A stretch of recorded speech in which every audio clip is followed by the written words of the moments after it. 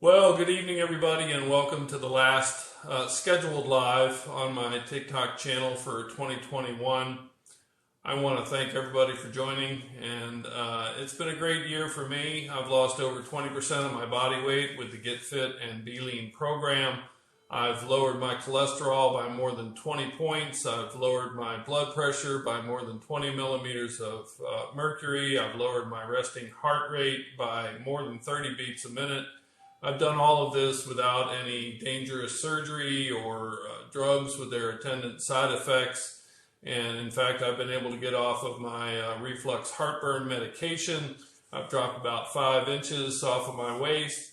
And one of the ways that I've done that is with portion control. So when this question came up earlier over the past week, I wanted to address that specifically again. I have another live on it earlier that's available on the YouTube channel.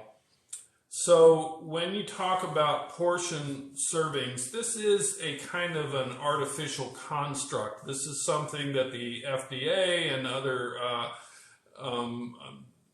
different governmental organizations have worked on developing and have mandated for the packagers of food. And so it may not be necessarily translatable for each individual, but I do believe that trying to stick to single serving sizes over a period of the past year has been one of the main ways that I've been able to achieve these changes. And if you look at the development of commercial food processing and presentation over the past 50 years, you'll see that there's been a size creep as things have increased. And so people are getting more and more calories without even necessarily intending to. And if you go out to eat in restaurants, many times the meals that they bring you are actually multiple servings for anyone who's trying to maintain a single serving approach. So I wanted to just go over some basic foods that I eat on a pretty regular basis and how I go about measuring those to try and maintain a single serving intake at any one sitting. One thing I really like to snack on, you'll see in a lot of my meals photos on the videos that I put in the meals playlist, are pistachios. A serving of pistachios is 1 cup, 1/2 of 1 cup. And that's unshelled, okay, when they're still in the shells. And I like to eat them that way because it helps slow down my intake, which helps me spread those calories over a longer period of time. Also, it gives me a little more feeling of satisfaction when I'm eating. Now, if you look at a lot of snacks that are packaged individually, what you'll find is that the caloric amount available in a single serving actually varies widely. And if you look at these, even though it's Nature's Garden and it's talking about being healthy, it is healthy food, but it's 180 calories in this single package, which is considered still to be a single serving. Whereas opposed to the pretzels, a single serving is only 100 calories. And with these Cheez-Its, even the Cheez-Its, which you would think of as a processed kind of high salt food, 140 calories. Now, when you talk about sodas, it's even more interesting how this works.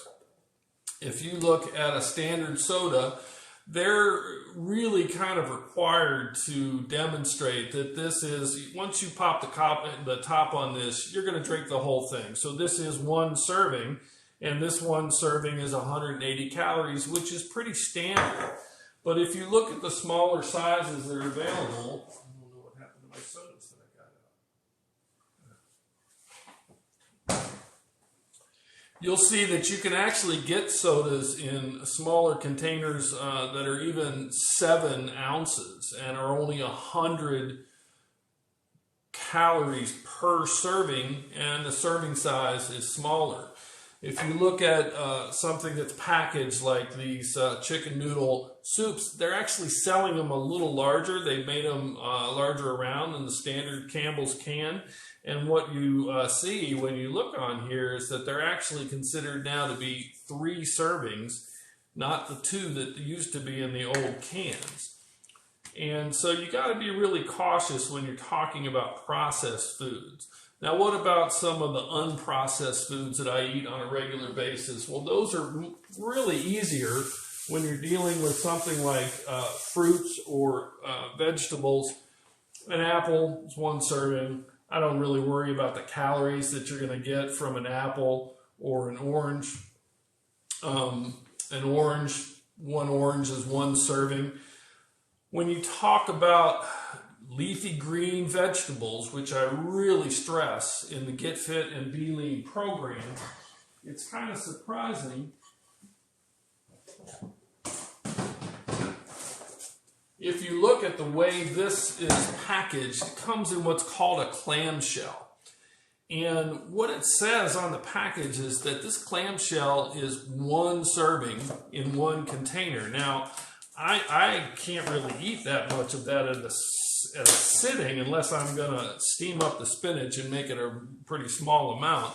So this is really only about 1/3 of the package, but that's a serving for me for lunch or a salad that I'm going to make. And this is why when I'm talking about leafy green vegetables, raw or steamed, things that grow above the ground, I'm recommending that you get 2 servings at lunch and 2 servings at dinner. When I ask people what a vegetable is, most of them can come up with lettuce, okay, and that's good, that's a vegetable. But frequently, when you're talking about the American diet, the next thing they'll say is tomatoes. Tomatoes are actually a berry. It's a reproductive organ for the plant, not the energy-producing leafy green stuff, and so tends to be higher in plant sugars and a higher calorie density. And the next thing they'll say is carrots, and carrots are a tuber. They grow below the ground. They store starch for the organism. And so this is also a higher calorie density food. So when I'm talking about vegetables, I'm talking about leafy, green, grow above the ground, things like the arugula that I just showed you, spinach, broccoli, cauliflower isn't green unless you buy a particular type, but it's a similar kind of thing. Kale, you can use chard. There's all kinds of different leafy green, asparagus, and those kind of things that you can steam or you can saute. There's a lot of different ways you can fix them. Most commonly, I've been eating them raw because I eat a lot of spinach salads, arugula salads, regular garden salads, and that's made a really big difference for me in my overall caloric intake throughout the day. When I'm looking at serving sizes there, it's a little different than when I'm talking about something like pretzels. You know, occasionally I'll get some pretzels. Well, the problem with these kind of snacks is they come in multi-serving containers. One thing you want to be really cautious about is eating directly out of a multi-serving container, because that's an almost guaranteed pathway to get you to eat more than a single serving. And a single serving of these pretzels is 1 pretzel. Okay, so if I'm going to snack on these pretzels, what I really need to do is take 1 pretzel out, put the box away, have the pretzel, enjoy the pretzel, take time to eat it.